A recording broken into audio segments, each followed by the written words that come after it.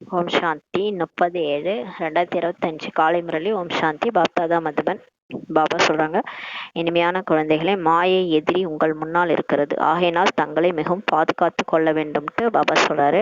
ஒருவேளை போக போக மாயிடம் மாட்டிக்கொண்டீர்கள் என்றால் தங்களுடைய அதிர்ஷ்டத்தில் குறுக்கு கோடு போட்டு விடுவீர்கள், வரையறை போட்டு விடுவீர்கள்ட்டு சொல்றாரு. இப்போ மாயா எதிரி நமக்கு முன்னாடி இருக்குதான், அதனால ரொம்ப பாதுகாப்பா இருக்கணும்னு சொல்றாரு. நம்ம அதுகிட்ட மாட்டிட்டோம்னா அப்புறம் அதிர்ஷ்டத்துல கோடு போட்டுக்கிட்டீங்கன்றாரு. கேள்வி: ராஜயோகி குழந்தைகளாகிய உங்களுடைய முக்கிய கடமை என்ன? பதில்: படிப்பது மற்றும் படிப்பிப்பது. இதுதான் உங்களுடைய முக்கிய கடமையாகும்ன்றாரு. நம்ம ஞானத்தை படிக்கணும், மற்றவங்கள படிக்க வைக்கணும். இதுதான் நம்மளுடைய கடமை. நீங்கள் ஈஸ்வரிய வழிபடி நடக்கிறீங்க. நீங்கள் ஒன்றும் காற்றுக்கு செல்ல வேண்டியதில்லை என்றாரு. வீடு குடும்பத்தில் இருந்து கொண்டே அமைதியாக அமர்ந்து பாபாவை நினைவு செய்ய வேண்டும்ன்றாரு. நம்ம ஒன்றும் சன்னியாசிகள் மாதிரி காட்டுக்கு போக தேவையில்ல, வீட்டிலேயே இருந்துகிட்டு அமைதியா பாபாவை நினைவு செய்யணும். அல்லாஹ் மற்றும் ஆசி தான், ரெண்டு தான் வார்த்தை, பாபா மற்றும் சொர்க்கம். இந்த ரெண்டு வார்த்தைகளிலேயே உங்களுடைய படிப்பு முழுவதும் வந்துருதுன்ட்டு பாபா சொல்றாரு. ஓம் சாந்தி. பாபாவும் கூட பிரம்மாவின் மூலம் குட் மார்னிங் என்று சொல்றார். சிவபாபா நமக்கு சொல்றாரு, பிரம்மா பாபா வாய் மூலமா குட் மார்னிங் சொல்றாரு. ஆனால் குழந்தைகளும் உடன் பதில் கொடுக்கணும் இல்லையா? நம்மளும் சொல்லணும், குட் மார்னிங் பாபான்ட்டு சொல்லணுமா. இங்கே தந்தை மற்றும் குழந்தையுடனான தொடர்பு தான் இருக்கிறது. இங்கே அப்பா குழந்தையோடைய தொடர்பு தான். எதுவரை முழுமையாகவில்லையோ அதுவரை புதியவர்கள் ஏதாவது கேட்டுக்கொண்டேதான் இருப்பார்கள். புதுசா வர்றவங்க அந்த ஞானத்தை ஃபுல்லா நம்ம படிச்சாதான், அது ஒரு 5 வருஷமாவது ஞானத்தை ஃபுல்லா கேட்டாதான் நம்மளுடைய டவுட் எல்லாம் கிளியர் ஆகும். அது நம்ம இப்பதான் வந்திருக்கிறாங்கன்னா அவங்களுக்கு கேள்வி கேட்டுட்டே இருப்பாங்கன்றாரு. அதனால முழுமையாகாத வரைக்கும் கேள்வி கேட்டுட்டே இருப்பாங்க. இது படிப்பாகுன்றாரு. பகவானுடைய மகா வாக்கியம் என்று எழுதப்பட்டுள்ளது இல்லையா? பகவானோ நிராகாரமானவர் ஆவார். கடவுளுக்கு உண்மையிலே உடம்பே இல்லை, அவர் புள்ளியா இருக்கிறார். யாருக்கும் புரிய வைப்பதற்கு இதை பாபா நல்ல விதத்தில் உறுதியாக்குகின்றார். இப்ப நமக்கு இதை நல்லா புரிய வைங்கன்றாரு. நமக்கு உறுதியாக்குறாரு, எல்லாருக்கும் புரிய வைங்கன்ட்டு. ஏனென்றால் அந்த பக்கம் மாயின் வேகம் இருக்கிறது.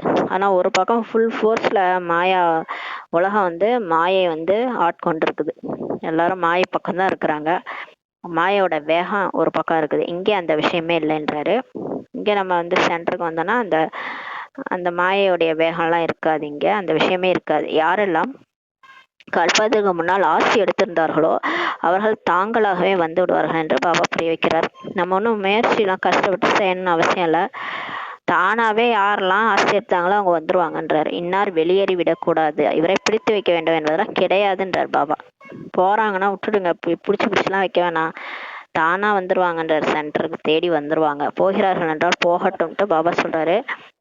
இங்கே வாழ்ந்து கொண்டே இருக்கும் விஷயமாகுன்றாரு. ஆனா இங்க பாபாட்ட இருக்கணும்னா நம்ம முற்றிலும் வாழ்ந்துகிட்டே அந்த பழைய பிறவில செத்துடணும். பழைய பிறவில நம்ம எப்படியெல்லாம் வாழ்ந்தோமோ அந்த மாதிரி வாழணும்னு ஆசைப்படக்கூடாது. ஃபுல்லாவே நம்ம வாழ்ந்துகிட்டே இறக்குற விஷயம். அதனால இதை நம்மளால இங்க அந்த மாதிரி இருக்க முடியலன்னா போயிடுறாங்க இல்லையா? அப்ப போறவங்கள விட்டுடுங்கன்றாரு. அப்ப தானா திரும்ப வருவாங்கன்றாரு. பாபா தத்தெடுக்கின்றார். ஏதாவது ஆசை அளிப்பதற்கு தான் தத்தெடுக்கப்படுகிறதுன்றாரு. இப்ப கடவுளே வந்திருக்கிறாரு, நம்மள குழந்தையா தத்தெடுத்துக்கிறாரு.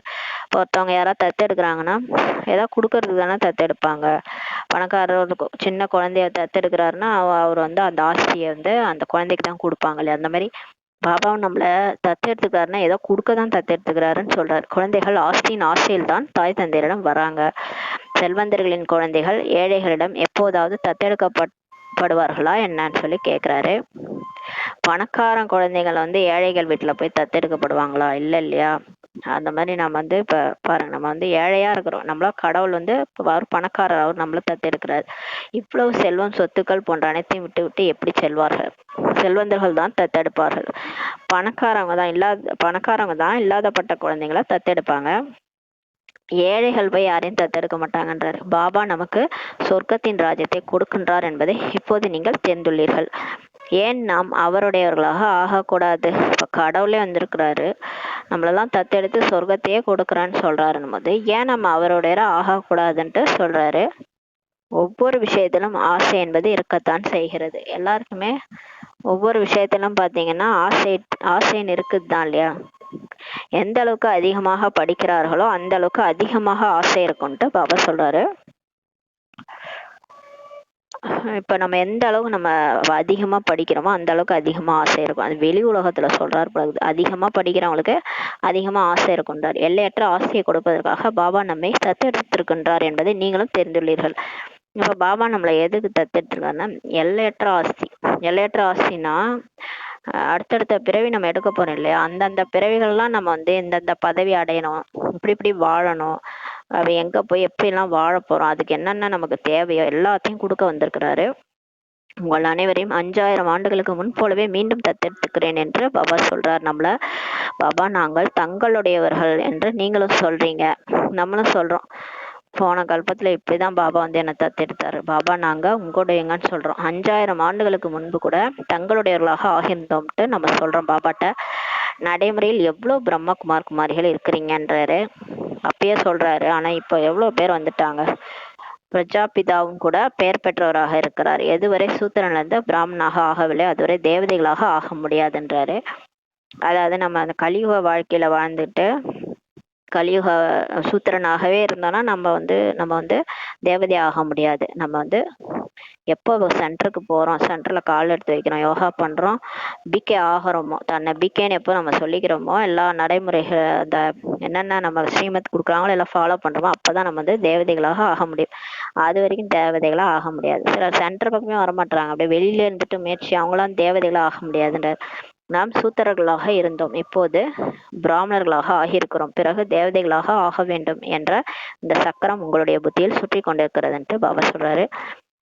நமக்கு தெரியும் நம்ம தான் வந்து சூத்திரன்னா இந்த கலியுகத்துல இப்ப பிகே ஆயிருக்கிறோம், பிறகு தேவதை ஆகும் அப்படின்றதெல்லாம் நம்ம புத்தியில ஓடிட்டே இருக்கு. நாம் சத்தியுகத்தில் ராஜ்யம் செய்வோம், எனவே இந்த பழைய உலகம் கண்டிப்பாக விநாசமாகத்தான் வேண்டும்ட்டு பாபா சொல்றாரு. நம்ம சொர்க்கத்துல போயிட்டு ராஜ்யம் பண்ணுவோம், சொர்க்கம் இந்த பூமியில வரும், அப்ப கண்டிப்பா இந்த இதே பூமியில இப்ப பழைய உலகம் கலியுகம் அழிஞ்சு போயிடும்ன்றாரு. முழுமையாக நிச்சயம் ஏற்படவில்லை என்றால் சென்று விடுகிறார்கள். நிறைய பேர் பிகே ஆகி வராங்க இல்லையா, வந்து நிச்சய புத்தி இல்லைன்னா வெளியே போயிடுறாங்கன்றார். நிறைய குழந்தைகள் வந்து மாறி விடுகிறார்கள், இது கூட நாடகத்தில் பதிவாகி இருக்கிறதுன்றார். அது நமக்கே தெரியும், நிறைய பேர் வந்து வந்து வந்து பிகேவா இருப்பாங்க, அப்படியே பக்காவா இருக்கிற மாதிரி தெரியும், அப்புறம் பார்த்தீங்கன்னா போயிட்டு பழைய உலகத்துக்கு போயிடுறாங்க, அப்புறம் அப்புறம் திரும்பவும் வராங்க, அப்புறம் கடைசியா திரும்பவும் வராங்க, அது வேற விஷயம். ஆனா நடுவில் போயிடுறாங்க, அது வந்து விழுந்துடுறாங்கன்றாரு, மாறிடுறாங்க. இது கூட டிராமால இருக்குன்றாரு. மாயை எதிரி முன்னால் நிற்கிறது எனும் போது அது தன் பக்கம் இழுத்து கொள்கிறதுன்றாரு. இப்ப சென்ட்ரல்ல இருக்கிற வரைக்கும் நம்ம பாபாவுடைய குடைநிழல்ல இருக்கோம். வெளி உலகத்துல வரும்போது மாயா வந்து நம்மளை பார்த்துட்டே இருக்கு, எப்ப எந்த விஷயத்துல இவங்க விழுவாங்க அப்படின்ட்டு. நம்ம ஏதாவது ஒரு வீக் பாயிண்ட்ல விழுந்தோம்னா அது பக்கம் நம்மளை ஏத்துக்குதுன்றாரு. மாயிடம் மாட்டிக்கொள்ள கூடாதுன்ட்டு பாபா சொல்றாரு. இல்லையென்றால் தங்களுடைய அதிர்ஷ்டத்தில் குறுக்கு கோடு குறையாகி விழுந்து விடும் என்று பாபா அடிக்கடி உறுதி செய்து கொள்ள வைக்கின்றான்ட்டு சொல்றாரு. முன்னால் எப்போதாவது சந்தித்துள்ளீர்களா என பாபா தான் கேட்க முடியும், வேற யாருக்கும் இப்படி கேட்கும் புத்தி வரவே வராதுன்னு சொல்றாரு. அதாவது மதுபன்ல யாராவது போறாங்க, அப்பெல்லாம் சாக்கார பிரம்மா இருக்கும் போதே இப்ப மதுபன்ல வந்து கூட்டிட்டு போறாங்கன்னா பாபா என்ன கேட்பாருன்னா, புதுசா வந்த குழந்தைங்கள முன்னாடி எப்ப என்ன சந்திச்சீங்கன்னு கேட்பாராம். முன்னாடி எப்போதாவது என்ன சந்திச்சுக்கிறீங்களா அப்படின்னு கேட்பாராம். ஃபர்ஸ்ட் சந்திக்கிறவங்கள அப்படிதான் கேட்பாராம். அவங்க நல்லா புரிஞ்சுக்கிட்டவங்க, ஞானத்தை புரிஞ்சுக்கிட்டவங்க என்ன சொல்லுவாங்கன்னா, பாபா 5000 வருஷத்துக்கு முன்னாடி நான் உங்களை தான் சந்திச்சேன் அப்படின்னு சொல்லி சொல்லுவாங்களாம். ஞானத்தை புரியாதவங்க குழம்பி போய் நிற்பாங்களாம். அந்த மாதிரி பாபா அந்த கேள்வியை வச்சு இவங்க வந்து நல்லா ஞானத்தை புரிஞ்சிருக்காங்களா இல்லையான்றதை கண்டுபிடிச்சிருவாரு போல. அதனால அவரு தான் கேட்பாரு அந்த ஆரம்பத்துல காலத்துல பிரம்ம பாபாவோட சிவபாபா இந்த கேள்விதான் வர்றவங்கள்ட்ட எல்லாம் கேட்பாராம். அப்ப வந்து அதான் சொல்றாரு, இந்த மாதிரி வேற யாராலையும் கேட்கவே முடியாது. மீண்டும் கீதையை சொல்வதற்கு நான் வர வேண்டியிருக்கும் என்று பாபா கூறுகின்றார். சிவபாபா சொல்றாரு, இப்ப இந்த கல்பம் வந்து சொல்லிட்டேன், இப்ப முடிய போகுது, விநாசம் முடிஞ்சு அப்ப திரும்ப சொர்க்கம் வந்துடும், அப்புறம் அடுத்த திரும்ப நான் வந்து இதே மாதிரியே கீதை சொல்வதற்கு நான் வர வேண்டியிருக்கும்னு சொல்றாரு. வந்து ராவனுடைய சிறையிலேருந்து விடுவிக்க வேண்டியிருக்குன்றார். இப்போ மாயாவோட சிறையில எல்லாரும் மாட்டிட்டு இருக்கோம் இல்லையா, நம்மள எல்லாரையும் மீண்டும் விடுவிக்க திரும்ப ஞானம் சொல்லத்துக்கு அடுத்த கல்பம் வருவார். எல்லையற்ற தந்தை எல்லையற்ற விஷயத்தை நமக்கு இப்போ புரிய வைக்கிறார். இப்போது ராவனுடைய ராஜ்யமாக இருக்கிறது, மாயாவுடைய ராஜ்யம் தூய்மையற்ற ராஜ்யமாக இருக்கிறது. இது அரை கல்பத்திலிருந்து ஆரம்பமானதுன்ட்டு பாபா சொல்றாரு. ராவணனுக்கு 10 தலையை காட்டுறாங்க, விஷ்ணுவிற்கு 4 கையை தான் காட்டுறாங்க இல்லையா, அதெல்லாம் வந்து பக்தி மார்க்கத்துல காமிச்சிருக்கிறாங்க. இப்படி எந்த மனிதர்களும் இருக்க மாட்டாங்க, நமக்கே நல்லா தெரியும். நம்ம வந்து வாழ்ந்ததுலேருந்து இப்போ இந்த பிரிவிலே நம்ம பார்த்துருப்போம். யாரும் 10 தலையோட நம்ம பார்த்ததில்ல, 4 கையோட பார்த்ததில்ல. சத்தியுகத்துலேருந்து கலியுகம் வரைக்கும் யாரும் அந்த மாதிரி மனுஷங்களே கிடையாது. இது இல்லற மார்க்கத்தை காட்டுறாங்க. எதுக்கு 4 கைனா, கணவன் மனைவி 2 பேரும் இணைஞ்ச சொரூபம், லட்சுமி நாராயணன் இணைந்த சொரூபம், அதுதான் 4 கைகளை காட்டுறாங்க. இல்லற மார்க்கத்தை குறிக்குதுன்றாரு. இதுதான் குறிக்கோளாகும். நம்மளுடைய குறிக்கோளே அந்த விஷ்ணு தான். விஷ்ணு வந்து தூய்மையா இருந்து அவர் லட்சுமி நாராயணன் ஆகிறாங்க இல்லையா. சாதாரண மனிதன் வந்து அந்த மாதிரி ஆக முடியும். இதுதான் நம்மளுடைய குறிக்கோள். விஷ்ணுவின் மூலம் வளர்ப்பு நடக்குதுன்றார். விஷ்ணுபுரியை கிருஷ்ணபுரி என்றும் சொல்கிறாங்க. கிருஷ்ணருக்கு 2 கைகளை தான் காட்டுவார்கள் அல்லவா. மனிதர்கள் எதையுமே புரிஞ்சு கொள்வதே இல்லை.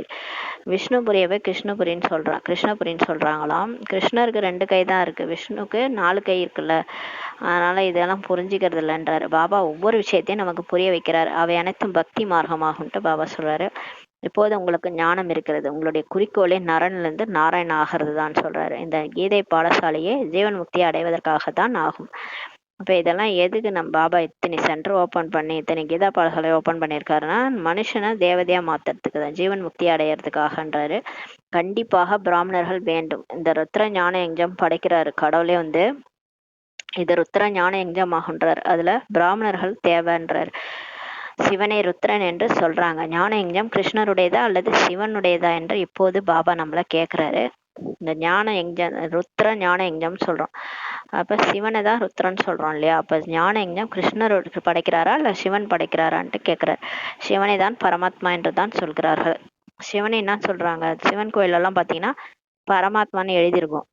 சிவனை தான் பரமாத்மான்னு சொல்றாங்க. சங்கரரை தேவதை என்று சொல்கிறார்கள். அவர்கள் சிவன் மற்றும் சங்கரை ஒன்றாக்கிட்டாங்கன்றார். எவ்வளவு குழப்பம் பாருங்க பக்தியில. இதை மாத்தி திருப்பி புரிய வைக்கிறதுக்குள்ளார நமக்கு தலை உருளுது. இப்போ பாபா வந்து உண்மையை சொல்லும்போது தான் தெரியுது, சிவன் வேற சங்கரர் வேறன்ட்டு. அதாவது காடுனா வந்து காட் வந்து என்ன பண்றாரு, பிரம்மா மூலமா பாலனை, பிரம்மா மூலமா ஸ்தாபனை, விஷ்ணு மூலமா பாலனை, சங்கரன் மூலமா விநாசம் செய்யறாருன்னு சொல்லியிருக்கிறாங்க. அப்புறம் சிவனையும் சங்கரனையும் ஒன்னாக்கிட்டாங்க. இந்த முத்தொழிலையும் செய்யறாரு அவர் வந்து. சிவன் தான், அது காடு வந்து செய்யறாரு. அவர் கண்ணுக்கு தெரியாம இருக்கிறாரு. அவர் தான் இந்த யார் மூலமாவது வந்து இதெல்லாம் செய்ய வேண்டியதா இருக்குது. அப்ப சங்கரர்ன்றது தேவதை. அவர் தனியா அவர் விநாசம் செய்யறதுக்காக அவர் ஒரு தேவதைன்றது புரிஞ்சுக்கல. கடவுளுக்கு உடம்பே இல்லை, அப்புறம் எப்படி உடம்பு இருக்கிற ஒருத்தரை சொல்ல முடியும். அதான் சிவனையும் சங்கரையும் ஒன்றாக்கிட்டாங்க. இதெல்லாம் எப்படி நம்ம புரிய வைக்கிறது பக்தி மார்க்கத்துல. பக்தி வேற ரொம்ப அப்படியே தீவிரமா எல்லாரும் பண்ணிட்டு இருக்கிறாங்க இல்லையா. அதுல இருந்து வெளியே கொண்டு வர்றதே கஷ்டம். அதனால இதெல்லாம் வந்து தீவிரமா நம்ம தான் புரிய வச்சு எல்லாரையும் மாத்தணும். அதான் சொல்றாரு, சிவன் மற்றும் சங்கரரை ஒன்றாக்கிட்டாங்க. நான் இவருக்குள் பிரவேசித்திருக்கிறேன் என்று இப்போது பாபா சொல்றாரு. குழந்தைகளாகிய நீங்கள் பாப்தாதா என்று சொல்றீங்க. சிவபாபாவே சொல்றாரு வந்து, நான் வந்து இந்த பிரம்மா உடல்ல பிரவேசம் செஞ்சிருக்கிறேன்னு சொல்லி சிவபாபாவே சொல்றாரு. இப்ப குழந்தை நாம என்ன சொல்றோம்னா பாப்தாதான்னு சொல்றோம். பாப்பானா சிவபாபா, தாதானா பிரம்மா பாபா. அவர்கள் சிவசங்கர் என்று சொல்றாங்க. பக்தியில நம்ம வந்து இங்க வந்து பிகேவாயிட்டு நம்ம பாப்தாதான்னு சொல்றோம். பக்தியில அவங்க வந்து சிவசங்கர்னு சொல்றாங்கன்னு சொல்றாரு. ஞான கடல் ஒருவரே ஆவார். ஆனா கடவுள் ஒருத்தர் தான். அவர் தான் ஞான கடல். பிரம்மாவிலிருந்து விஷ்ணுவாக ஞானத்தின் மூலம் ஆகின்றார் என்பதை இப்போது நீங்கள் தெரிஞ்சுக்கிட்டீங்க. இந்த பிரம்மா இருக்காருல, இவரே தான் விஷ்ணு ஆகிறாரு. ஆனா எப்படி விஷ்ணு ஆகிறாருன்னா, இந்த ஞானத்தை படிச்சுதான் மாறி இருக்கிறாரு. சித்திரங்களையும் சரியாக உருவாக்குறாங்க. விஷ்ணுவின் நாபிலிருந்து பிரம்மா வந்தார்ன்ட்டு எழுதியிருக்கிறாங்க. பக்தி மார்க்கத்துல சித்திரம் வந்து வரைஞ்சிருக்கிறாங்க. அது மாதிரி விஷ்ணு அப்படியே வறுத்துட்டு இருப்பாரு 5 தலை நாகத்துல. அவரோட வயிறுல இருந்து தொப்புள் கொடி மாதிரி அப்படியே பிரம்மா வர மாதிரி. எதுக்கு அந்த மாதிரி ஒரு படம் உருவாக்கணும்? அந்த மாதிரி கோயிலே இருக்குது. அந்த மாதிரி அத ஆதி திருவங்கரமா அந்த மாதிரி ஒரு கோயில்ல அந்த மாதிரி விஷ்ணுவோடைய சித்திரம், அந்த மாதிரி சித்திரமும் இருக்குது, சிலையும் இருக்குது. அந்த நாபில இருந்து பிரம்மா வந்த மாதிரி. அதாவது பிரம்மா தான் வந்து ஒரு செகண்ட்ல, அதாவது ஒரு ஜீவன் முக்தி அடையிறாரு. ஒரு பிறவில ஜீவன் முக்தி அடைகிறாரு. விஷ்ணு வந்து 84 பிறவி எடுத்து பிரம்மாவா ஆகிறாரு. அதை தான் வந்து அப்படி காமிச்சிருக்காங்க. இதனுடைய அர்த்தத்தை கூட யாரும் புரிஞ்சு கொள்ள முடியாதுன்றாரு. பிரம்மாவின் கைகளில் சாஸ்திரங்களை காட்டியிருக்கிறாங்க. பாருங்க, அந்த விஷ்ணு வயிற்றுல இருந்து ஒருத்தர் வராரு. அவர் வந்து தாமரை போல உட்காந்துக்கிறாரு. அவர் வந்து எப்படி இருக்கிறாருன்னா வயசானவரா இருக்கிறாரு. அது எப்படி எடுத்தோடனே வயசானவரா ஒரு குழந்தை பிறக்கும்? ஒரு குழந்தை எப்படி வயசானவங்களா பிறக்கும்? அது வயசானவரா இருக்கிறாரு. அவர் கையில என்ன இருக்குன்னா சாஸ்திரம் காட்டியிருக்கிறாங்க. அதான் பாபா சொல்றாரு. இப்போது சாஸ்திரங்கள் சாரத்தை பாபா வந்து சொல்கிறாரா அல்லது பிரம்மாவான்னு சொல்லி கேட்கிறாரு. அதாவது இது ஆக்சுவலா பிரம்மாவோடல்ல சிவபாபா வந்து அவதரிச்சு சாஸ்திரங்களுடைய ஞானத்தை எல்லாம் நமக்கு சொல்லி புரிய வைக்கிறாரு. இந்த பிரம்மா ஒன்றும் புரிய வைக்கல, சிவபாபா தான் நமக்கு புரிய வைக்கிறார். இவர் கூட மாஸ்டர் ஞானக்கடலாக ஆகின்றார். ஆனா பிரம்மா பாபாவுக்கே சிவபாபா சொல்ல சொல்லதான் எல்லாமே புரியுது இல்லையா? நமக்கே இப்ப எப்படி புரியுது? இந்த ஞானத்தை படிச்சு படிச்சுதான் எல்லாம் இந்த 4 பக்கம் முரளியும் அப்படியே ஒரு நாளும் டிஃப்ரெண்டா சொல்லி சொல்லி புரிய வைக்கும் போது தான் நமக்கே புரியுது. ஆனா இது எல்லாமே சத்தியமான வார்த்தையா தானே படுது. ஃபுல்லாவே நமக்கு இது சத்தியமான ஒருத்தர் சொல்லிட்டு இருக்கிறாரு அப்படின்னு தான் படுது. இதே மாதிரிதான் பிரம்மா பாபாவும் புரிஞ்சுக்கிட்டு அவரும் மாஸ்டர் ஞானக்கடலாக ஆகின்றார். மற்றபடி இவ்வளவு அதிகமான சித்திரங்கள் உருவாக்கி இருக்கிறார்களே அவை ஒன்றும் யதார்த்தமானவைகளே அல்லன்னு சொல்லி பாபா சொல்றாரு. மற்றபடி நிறைய சித்திரம்லாம் பக்தி மார்க்கத்துல உருவாக்கி இருக்கிறாங்கல்ல. இப்ப வந்து விநாயகர் தும்பிக்கையோட காட்டியிருக்காங்க, முருகர் வந்து வேலு, இந்த மாதிரி நிறைய சித்திரங்கள் இருக்குது. அது எல்லாமே பக்தி மார்க்கத்தினுடையலாகும்னு சொல்றாரு. 8 10 கைகளுடைய மனிதர்கள்லாம் யாருமே இருப்பதில்லை. இப்ப ராவணன் பாத்தீங்கன்னா 10 தலையோட காமிச்சிருக்காங்க. அப்புறம் காளி எல்லாம் பாத்தீங்கன்னா 8 10 கையோட காளியெல்லாம் காமிச்சிருக்காங்க. அந்த மாதிரி மனுஷங்க நம்ம இது வரைக்கும் பார்த்ததே இல்லைன்றாரு. இது குடும்ப மார்க்கத்தை காட்டுவதற்காகவே ஆகுன்றாரு. அரைக்கல்பம் ராவண ராஜ்யம் இரவு என்று ராவணன் என்பதின் அர்த்தத்தையும் கூறியுள்ளார்னு சொல்றாரு. பாபா சொல்றாரு 2500 வருஷம் ராவண ராஜ்யம். அதெல்லாம் நம்ம இஷ்டத்துக்கு நம்ம வந்து மனம் போன போக்குல பிற வழி சொன்னதுல இந்த மாதிரி இஷ்டத்துக்கும் நம்ம என்னென்னமோ வரைஞ்சி வச்சிட்டோம் பக்தியில. இதெல்லாம் இரவுன்னு சொல்லி ராவணன் என்பதின் அர்த்தத்தையும் பாபா தான் சொல்லியிருக்கிறாரு. அரைக்கல்பம் ராமராஜ்யம் பகலாகும். பாபா ஒவ்வொரு விஷயத்தையும் இப்ப புரிய வைக்கின்றார். நீங்கள் அனைவரும் ஒரு தந்தையின் குழந்தைகளாவீர்கள்ட்டு பாபா சொல்றாரு. பாபா பிரம்மாவின் மூலம் விஷ்ணுபுரியின் ஸ்தாபனை இப்ப சேவிக்கின்றார் மற்றும் உங்களுக்கு ராஜயோகத்தையே கற்றுக் கொடுக்கின்றார். கண்டிப்பாக சங்கமயுகத்தில் தான் ராஜயோகத்தை கற்றுக் கொடுப்பாரு இல்லையா? எப்ப வந்து ராஜயோகத்தை சொல்லி கொடுப்பாருன்னா தேவதையே ஆகிறதுக்கு முன்னாடிதான் வந்து சொல்லி கொடுத்துருப்பாரு. மனுஷனா எப்ப இருந்தாங்களோ அப்ப வந்து இதை சொல்லி கொடுத்து ராஜயோகத்தை சொல்லி கொடுத்து தேவதையா மாற்றிருப்பாரு. அதனால கடவுள் தான், சிவன் தான் ராஜயோகத்தை சொல்லி கொடுத்தாருன்னே இருக்குது சாஸ்திரத்துல. அப்ப சிவனே தான் வர்றாரு சங்கம் யுகத்துல. சொர்க்கம் வர்றதுக்கு முன்னாடியே வந்து ராஜயோகத்தை சொல்லி கொடுத்துருக்கிறாரு. துவாபர யுகத்தில் கீதையை சொன்னார் என்பது தவறாகி விடுகிறதுன்னு பாபா சொல்றாரு. பாபா உண்மையே கூறுகின்றார். இப்ப பாருங்க, கிருஷ்ணர் வந்து துவாபர யுகத்துல தான் இருந்தாராம். வந்து அப்பதான் அர்ஜுனனுக்கு கீதையை சொன்னாருன்ட்டு சொல்லியிருக்கிறாங்க. இதெல்லாம் பயங்கரமான குழப்பம் சாஸ்திரத்துல. இதெல்லாம் தெளிவுபடுத்துறதுக்குள்ளார இப்ப நம்மளே அப்படிதான் ஃபர்ஸ்ட் அப்படிதான் நினைச்சிட்டு இருந்தோம். துவாபர யுகத்துல மகாபாரத போர் நடந்தது, அப்பதான் வந்து எல்லாமே நடந்தது, அப்ப கிருஷ்ணர் இருந்தாருன்னு நம்ம நினைச்சிட்டு இருந்தோம். ஆனா கிருஷ்ணர் உண்மையிலே சத்தியுகத்துலதான் இருக்க முடியும். துவாபர யுகத்துல கிருஷ்ணர் வர வாய்ப்பே கிடையாது. அவரோட கால் அந்த பூமியில படாது. ஏன்னா ரஜோபிரதான உலகம்ன்றனால அங்க வர வாய்ப்பே கிடையாது. இதெல்லாம் யார் சொல்லி புரிய வைக்கிறது? இப்ப பாபா நமக்கு சத்தியத்தை தான் சொல்றேன்னு சொல்லி சொல்றாரு. நிறைய பேருக்கு பிரம்மாவினுடைய கிருஷ்ணருடைய காட்சி இப்ப கிடைக்கிறது. அப்பதானே நம்புவாங்க. அதனால காட்சி காட்டி தான் எல்லாரையும் வர வைக்கிறாரு பாபா, சிவபாபா. பிரம்மாவினுடைய வெள்ளை உருவத்தை தான் பார்க்கிறாங்க. அவங்களுக்கு கனவுல வராரு பிரம்மா பாபாவுடைய வெள்ளை உருவம். அதெல்லாம் காட்சியா கிடைக்குது. சிவபாபா புள்ளியாக இருக்கிறார் இல்லையா? புள்ளி காட்சி காமிச்சா என்ன பண்ணுவாங்க? எதையுமே புரிஞ்சிக்க மாட்டாங்கன்றார். புரிந்து கொள்ள முடியாது. அதனால பிரம்மா பாபாவுடைய காட்சி கிடைக்குது. நாங்கள் ஆத்மாக்கள் என்று நீங்கள் சொல்கிறீர்கள். ஆத்மாவை பார்த்தது யார்? யாருமே இல்லை. அது புள்ளியாக இருக்கிறது. பாபா சொல்றாரு. நம்ம ஆத்மான்னு சொல்றோம் இல்லையா? நம்ம ஆத்மான்னு பாபா சொல்றாரு. இது சில பேர் கேள்வி கேட்பாங்க, நாங்க போய் ஆத்மான்னு சொல்றீங்க, ஆத்மா எப்படி இருக்கும்? ஆத்மாவை பார்த்தது யாரு? பாபா சொல்றாரு யாருமே பார்க்கல, அது புள்ளியாக இருக்குது, புரிந்து கொள்ள முடியும் அல்லவான்றாரு. ஆனா புரிஞ்சிக்க முடியும். வைப்ரேஷனை வச்சு நம்மளால புரிஞ்சிக்க முடியும். நம்ம பக்கத்துல இப்போ உடம்புல உயிர் இருந்தா அது எப்படி இருக்குது? உடம்புல உயிர் இருந்தா உயிரோட்டமா இருக்கிறாங்க, அவங்க பேசுறாங்க, அவங்க நடக்கிறாங்க, அவங்க சாப்பிட்றாங்க, எல்லாமே பார்த்தா எப்படி இருக்கு? உயிரோட்டமா இருக்குது. உணர முடியும் நம்மளால உடல்ல ஆத்மா இருக்குன்னு.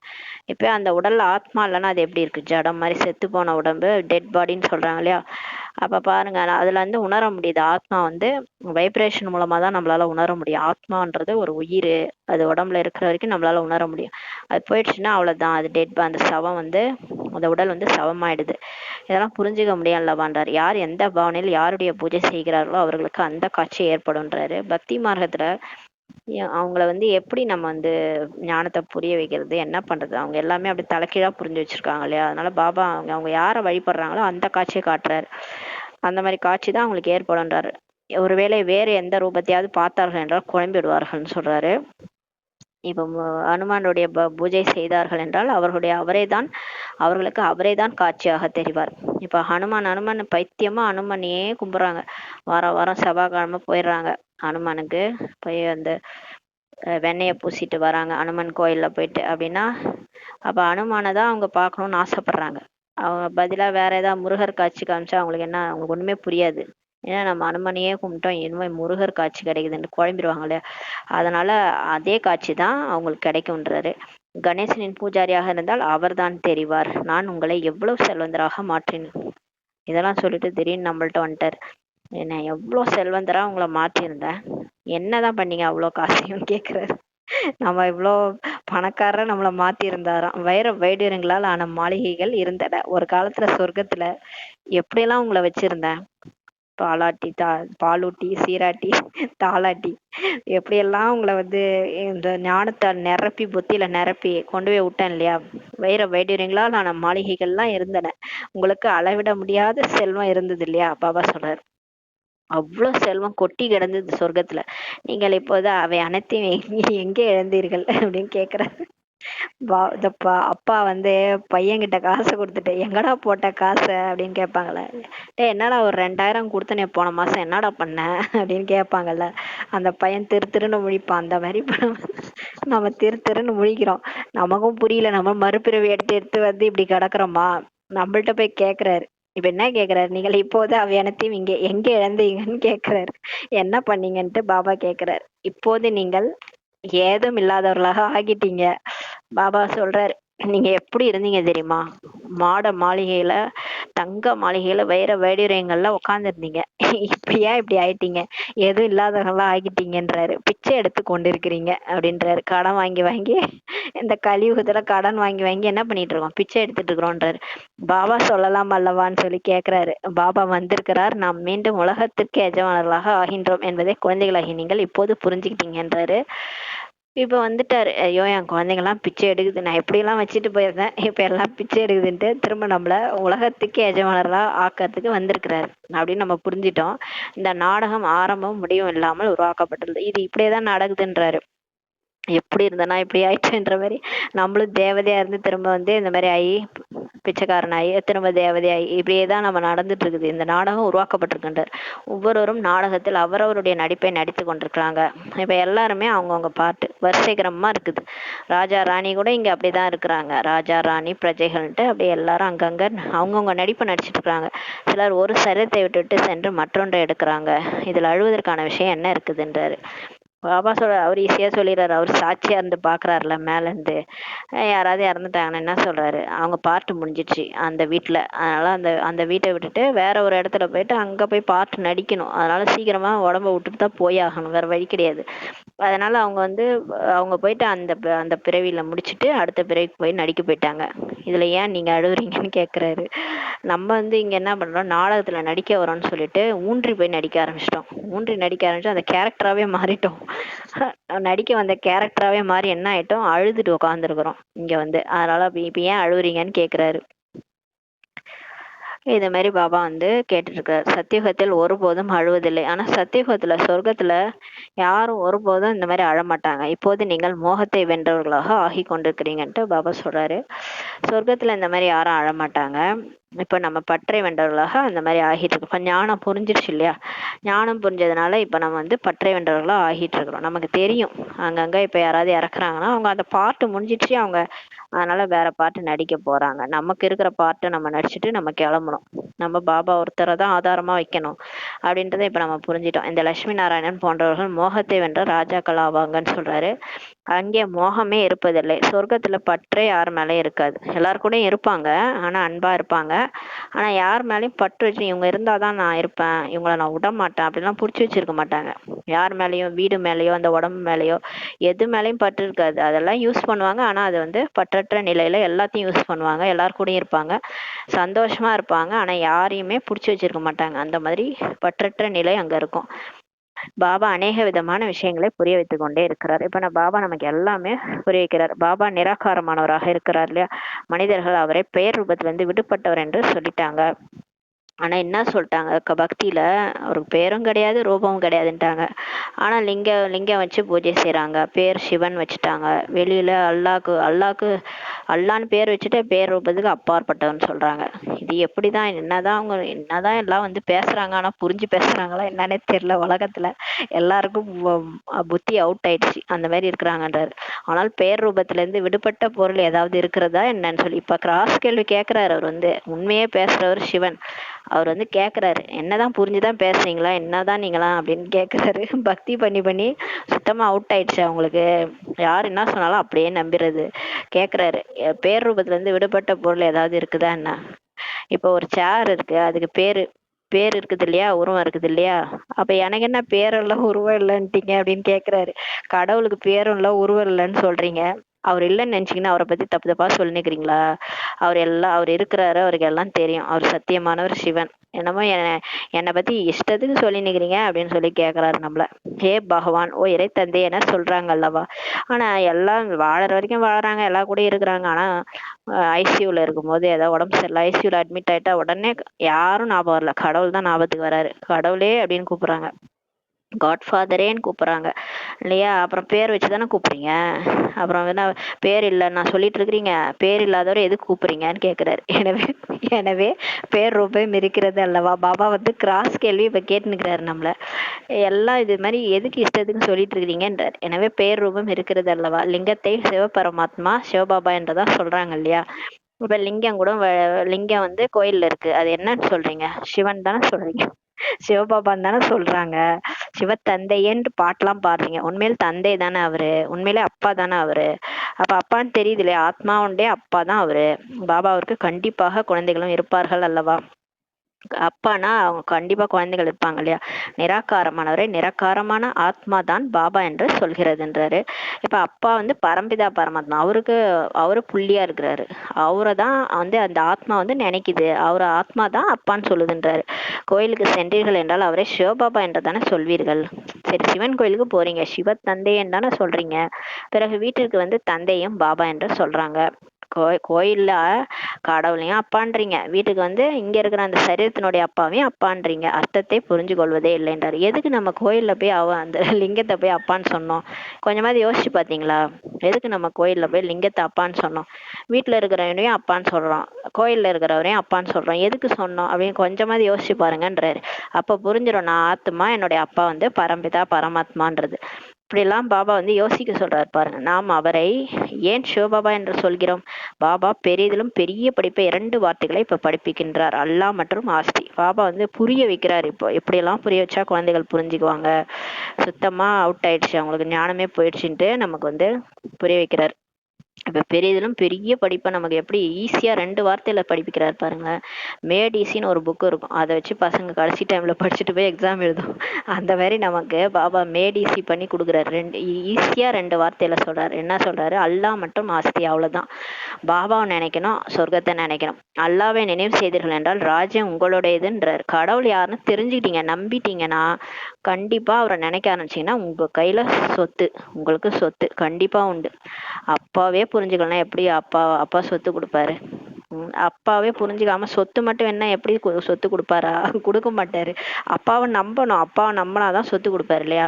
ஆனா அல்லாவை நினைங்க, அல்லாவை நினைச்சிட்டு புள்ளியா இருக்கிறாருன்னு நினைச்சாதான் ராஜ்யம் உங்களுடையதுன்றாரு. இது மிகப்பெரிய தேர்வாகுன்றாரு. ஆனா இது வந்து அவ்வளவு சீக்கிரம் மாயா விடாது, நம்மளை வந்து அடைய விடாது, ஆஸ்தியே அடைய விடாது. இது பெரிய டெஸ்ட் பேப்பர்ன்றாரு. மனிதர்கள் பெரிய தேர்வில் தேர்ச்சி பெறுகிறார்கள் என்றால் முதலில் உள்ள படிப்பை நினைவு வைத்துக் கொள்கிறார்களா என்ன? படித்து படித்து கடைசியில் சாரம் புத்தியில் வந்து விடுகிறது என்றார். இப்போ ஐஏஎஸ் ஐபிஎஸ் எல்லாம் படிக்கிறாங்கன்னு வச்சுக்கோங்களேன், ஃபர்ஸ்ட் படிச்செல்லாம் மறந்து போயிடுவாங்க இல்லையா. அப்புறம் ஆனா ரொம்ப படிச்சு தான் அந்த சாரம் வந்து புத்தியில வரும். இது கூட அப்படித்தான் இருக்கிறது. இப்போ இது கூட அப்படிதான், நம்ம மறந்துடுறோம். ஃபர்ஸ்ட் வந்தோடனே ஆத்மான்றதை புரிய வைக்கிறாரு, ஆனா அந்த பாடமே மறந்து போயிருது இல்லையா. அப்புறம் ஆனா படிச்சு கடைசியா ஞாபகம் வருது. நீங்கள் படித்து கொண்டே வந்துள்ளீர்கள். கடைசியில் பாபா சொல்றாரு, மன்மனா பவ. அப்போது தேகத்தின் அபிமானம் உடைந்து விடும் சொல்றாரு. எப்ப நீங்க உங்களை ஆத்மான்னு புரிஞ்சுட்டு பரமாத்மா நினைச்சிட்டே வரீங்களோ அப்ப இந்த தேகன்றதே மறந்துடுவீங்கன்றார். இந்த மன்மனாபவ என்பதை பழக்கமாக்கி கொண்டால் கடைசியிலும் பாபா மற்றும் ஆஸ்தியும் உங்களுக்கு நினைவில் இருக்கும்ன்றார். டெய்லியுமே நீங்க ஆத்மான்னு புரிஞ்சுட்டு பாபா நினைக்க அப்படியே பழக்கிட்டீங்கன்னா கடைசியா உங்களுக்கு ஞாபகம் வந்துடும். முக்கியமானதே இதுதான்றார். எவ்வளவு சகஜமானதாக இருக்கிறது. அந்த படிப்பில் கூட இப்போது என்னென்னலாம் படிக்கிறாங்க என்பது தெரியல. எப்படி எப்படி ராஜாவோ அப்படி அவர் தன்னுடைய வழக்கத்தை நடத்துகிறார் சொல்றாரு. அந்த உலகாய படிப்புல இருக்கு இல்லையா, அந்த உலகாய படிப்புல இப்ப என்னென்ன படிக்கிறாங்கன்ட்டு அவங்களுக்கே தெரிலன்றாரு. எப்படி ராஜா இருக்கிறாரோ அப்படிதான் அவர் அவர் வந்து தன்னுடைய வழக்கத்தை நடத்துகிறார். முன்பு மண் வந்து 40 கிலோகிராம் வித்துச்சான். சேரு பாவு போன்ற எடை கணக்கு நடந்ததுன்ட்டு சொல்றாரு. அந்த காலத்துல பிரம்மா பாபா காலத்துல மண்ணை வந்து சேரு கணக்குல கொடுப்பாங்க, பாவு கணக்குல கொடுப்பாங்க. 40 கிலோகிராம். இப்போது கிலோ போன்ற அளவு முறை வந்திருக்கிறது. இப்போதான் கிலோகிராம் கொடுக்குறாங்க. எத்தனை தனித்தனியான பிராந்தியங்களாகி விட்டதுன்றாரு. டெல்லியில் ஒரு சேர் ₹1 கிடைப்பது பாம்பேயில் ₹2 தான் கிடைக்கும்ன்றாரு. பாருங்க, அப்பெல்லாம் வந்து எப்படி கிடைக்குது, இப்பெல்லாம் எப்படி கிடைக்குதுன்னு தெரியாது. அப்ப சொல்றாரு பாபா, ஏனென்றால் தனித்தனி பிராந்தியங்களாகுன்றாரு. ஒவ்வொரு நாட்டுல ஒரு ஒரு மாதிரி விலை வந்து விற்கும்னு சொல்றாரு. நாங்கள் எங்களுடைய பிராந்தியத்தை பட்டினியில் சாக விடுவோமா என்று ஒவ்வொருவரும் நினைக்கிறாங்கன்னு சொல்றாரு. எவ்வளவு சண்டை போன்றவைகள் நடக்கின்றன, எவ்வளவு குழப்பங்கள் இருக்கிறது. பாரதம் எவ்வளவு தன்னிறைவு பெற்றதாக இருந்தது ஒரு காலத்துல, தங்க குருவியா இருந்ததுன்றார். பிறகு 84 பிறகுகளின் சக்கரத்தை சுற்றி எதுவும் இல்லாததாக இப்ப ஆகிவிட்டது. இந்த பாரதத்துல வாழ்ந்தது அந்த தேவதைகள் தான். இந்த 84 பிறவி சக்கரம் சுத்தி அந்த பாரதத்தையே ஒண்ணும் இல்லாம ஆக்கி வச்சிருக்கிறது நம்ம தான் சொல்றாரு. இப்படி சுத்தி இப்படி ஆக்கிட்டீங்கன்றார்.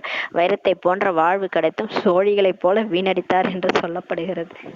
பாபா இன்னைக்கு எப்படியெல்லாம் நம்மள சொல்றாரு பாருங்க. வைரம் போல வாழ்வு கிடைச்சும் கூட நம்ம வந்து வேஸ்ட் பண்ணிட்டோம், சோழியை போல வீணடிச்சிட்டாங்க அப்படின்ட்டு சொல்லப்படுது. நீங்கள் சோழிகளுக்கு பின்னால் ஏன் சாகின்றீர்கள் என்று பாபா இப்ப கேட்கிறாரு. ஒண்ணும் இல்லாத பின்னாடி ஏன் ஓடுறீங்கன்றாரு நம்மள. இப்போது பாபாவிடம் வந்து ஆஸ்தி அடையுங்கள், தூய்மையாக ஆகுங்கள். இப்ப பாபாவை நினைங்க, பாபாட்ட வந்து முரளி படிங்க, ஞானத்தை அடையுங்க, தூய்மையாக ஆகுங்கள். தூய்மையாற்றலை தூய்மையாக்குபவரை வாருங்கள் வந்து தூய்மையாக்குங்கள் என்று அழைக்கவும் செய்றீங்க. எனவே இதன் மூலமாக தூய்மையாக இருந்தார்கள் என்பது கூட நிரூபணமாகிறதுன்றாரு. இப்போது இல்லை. இப்ப எல்லாரும் கூப்பிடுறாங்க, பாட்டு பாடுறாங்க, ரகுபதி ராகவ ராஜாராம் பதித பாவன சீதாராம். பதித பாவனா தூய்மையற்றவர்களை தூய்மையாகுவரை வாருங்கள். அப்ப நம்ம இப்ப தூய்மையற்றவரா இருக்கிறோம்னு தானே அர்த்தம் வருது. அப்ப நாங்க தூய்மையற்றவரா இருக்கிறோம், முன்னாடி தூய்மையா இருந்தோம் அப்படின்றதும் இதுல அர்த்தம் நிரூபணம் ஆகுதுன்றாரு. அப்ப நீங்க ஏற்கனவே தூய்மையா இருந்தீங்க, தூய்மையற்றவரா இப்ப ஆயிருக்கிறீங்க, அதான் திரும்ப என்ன கூப்பிட்டு இருக்கிறீங்கன்றாரு. இப்போது நடப்பதே கலியுகமாகும். நான் தூய்மையான உலகத்தை இப்ப உருவாக்குகிறேன் என்றால் கண்டிப்பாக தூய்மையற்ற உலகம் இப்ப விநாசம் ஆகும். ஆகினால் தான் இந்த மகாபாரத சண்டை இருக்கிறது. எப்படியெல்லாம் புரிய வைக்கிறார் பாருங்க. இப்ப என்ன கூப்பிட்டீங்க, நான் வந்து தூய்மையான உலகத்தை உருவாக்கணும்னா அப்ப இந்த பழைய உலகம் விநாசம் ஆகணும். அது அந்த ஒரு பழைய வீடு இடிபாடுல இருக்குன்னா அந்த வீட்டை இடிச்சுட்டு தான் புது வீடு கட்டணும். அதுலயே நம்ம எப்படி அதை வந்து எப்படி மேக்கப் பண்ணி அதையே எப்படி நம்ம புதுசாக்குறது, அதை இடிச்சு தள்ளிட்டு தான் புது வீடு கட்டணும். அப்ப கண்டிப்பா இந்த உலகம் விநாசம் ஆக போகுது, அப்பதான் புது உலகம் வரும். அப்ப ஆகையினால் மகாபாரத சண்டை இருக்கிறது. இது ருத்ர ஞான யஜ்ஞத்துல இருந்து வெளிவந்திருக்கிறது என்று இப்ப பாபா வந்து நமக்கு சொல்றாரு. இந்த விநாசம் ஆவதும் கூட நாடகத்தில் பதிவாய் இருக்கிறதுன்றார் பாபா. முதலில் பாபாவிற்கு காட்சி ஏற்பட்டது. இது எல்லாமே டிராமா படி நடக்குதுன்றார். இப்போ ஒருத்தவங்க இறக்குறாங்க, ஒரு குருவி பறந்து போகுது, ஒருத்தவங்க வீட்டுல ஃபங்க்ஷன் நடக்குது, எல்லாமே டிராமா படி நடக்குது இல்லையா, எல்லாமே டிராமா படி தான் நடக்குது. அது மாதிரி இந்த விநாசம் கூட டிராமா படி நடக்குது, பதிவாயிருக்குன்றாரு. முதலில் பாபாவிற்கு காட்சி ஏற்பட்டது. இவ்வளவு பெரிய ராஜ்யம் கிடைக்கிறது என்பதை பார்க்கும்போது மிகவும் குஷி அடைஞ்சிட்டாரு. ஃபர்ஸ்ட் பாபாவுக்கு தான் காட்சி கிடைக்குது. பிரம்மா பாபாவுக்கு அவருக்கு என்ன காட்சினா விஷ்ணுவோடைய காட்சி கிடைச்சிது. அதுக்கப்புறம் அந்த விநாசத்தினுடைய காட்சி கிடைச்சிது.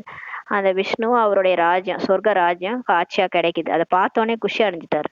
இந்த மாதிரி ஒரு உலகத்தை நீ உருவாக்கணும், அதுக்கு நீ தான் நிமித்தமா இருக்கிறன்ட்டு ஒரு குரல் கேட்டுச்சு, அசரீரி குரலா. சிவபாபா தான் அவருக்கு சொல்றாரு, இதுதான் நீ இந்த உலகத்தை நீ உருவாக்கணும்ட்டு பிரம்மா பாபாவுக்கு சொல்றாரு. உடனே இவர் குஷி ஆயிட்டாரு. அதுக்கப்புறம் பாருங்க, மாத்தி பிறகு விநாசத்தின் காட்சியை பார்த்தாரு. அதை பார்த்தோடனே மனுஷன் அழுதுட்டாரு. பிரம்மா பாபா கண்ணை தனித்தனியா ஊத்துது. என்ன இது இப்படி நடக்குது, இந்த விநாசம்லாம் என்னால பார்க்க முடியல, நிறுத்துங்க அப்படின்னு சொல்றாரு. அந்த மாதிரி காட்சிகள் கிடைச்சது. ஆனா அந்த காட்சிகள்லாம் நேரம் நம்ம பார்க்க போறோம். அது எவ்வளவு மனசு தெம்பு வேணும். அப்ப வந்து மனசு வந்து சக்திசாலி ஆகணும்னா என்ன பண்ணணும்? மனசா சேவை செய்யணும். எப்பயே பாபா நினைக்கணும், மனசா சேவை பண்ணணும். அப்பதான் மனசுல அவ்வளோ சக்தி இருக்கும்போது தான் அந்த கடைசி காட்சிகள்லாம் உங்களால பார்க்க முடியும்ட்டு நேத்து சொல்லிட்டாரு. மண்மனா பவ மத்யாஜி பவ, இது கீதையின் வார்த்தைகளாகும்ன்றாரு. கீதையின் ஒரு சில வார்த்தைகள் சரியாக இருக்குது. அதாவது பகவத்கீதையில எடுத்து பார்த்தீங்கன்னா மண்மனா பவ மத்யாஜி பவ 2 வார்த்தை இருக்குது. மண்மனா பவனா தன்னை ஆத்மான்னு புரிஞ்சுட்டு பரமாத்மாவை நினைங்கன்னு சொல்றது. மத்யாஜி பவன்னா அந்த பிரம்மா விஷ்ணு சங்கர்ல மத்தியத்துல யார் இருக்கிறா? விஷ்ணு. அப்ப விஷ்ணு மாதிரி ஆகுங்க. இந்த 2 வார்த்தையும் சரியாக இருக்குது. பாபா கூட சொல்றாரு, நான் உங்களுக்கு இந்த ஞானத்தை தான் சொல்றேன், இது பிறகு மறைஞ்சு போயிடுதுன்றாரு. லட்சுமி நாராயண் ராஜ்யம் இருந்தது, அப்போது வேற எந்த தர்மம் இருக்கவில்லை என்று யாருக்கும் தெரியாது. அப்போது மக்கள் தொகை எவ்வளவு குறைவாக இருந்திருக்கும். ஒரு காலத்துல 30 கோடி தேவர்கள், அது 30 கோடி மக்கள்னு சொல்லி பாரதியார் கூட பாடியிருக்கிறாரு. அப்ப பாத்தீங்கன்னா அப்பெல்லாம் 30 கோடி தான் இருந்திருக்காங்க பாரதத்துல. அப்ப பாருங்க ரொம்ப கம்மியா இருந்தாங்க. அப்ப வேற எந்த தர்மமும் இல்ல.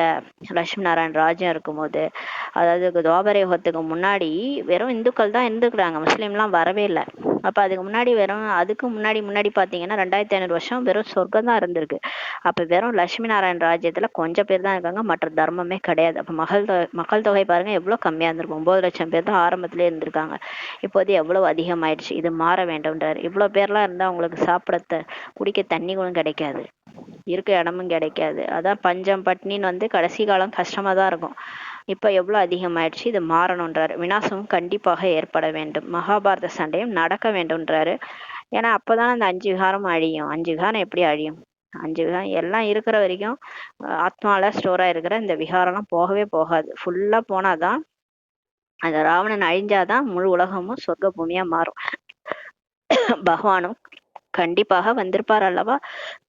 மகாபாரத போர் நடந்துச்சுன்னா அப்ப கண்டிப்பா அங்க கிருஷ்ணர் தானே காமிச்சிருக்காங்க சொர்க்க இதுல மகாபாரதத்துல.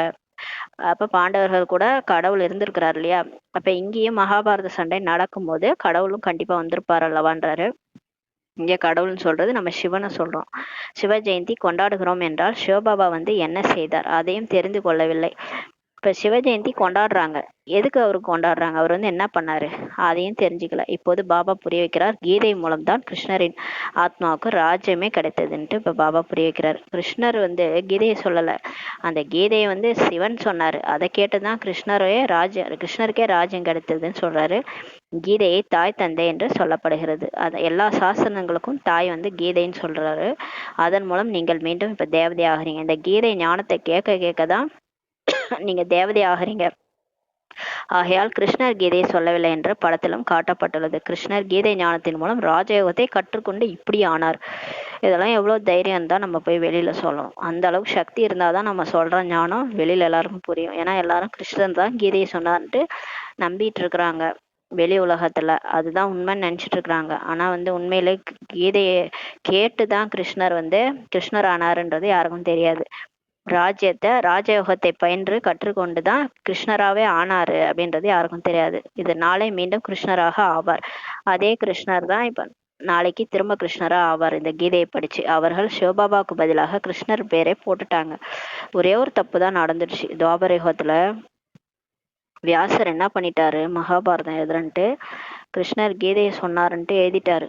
உண்மையிலே அப்பா பேரை போறதுக்கு பதிலா பிள்ளை பேரை போட்டுட்டாரு வியாசர். அவர் பண்ண தப்பு அதுதான். அவர் வேற யாரும் இல்ல, ஒரு பிகே தான்.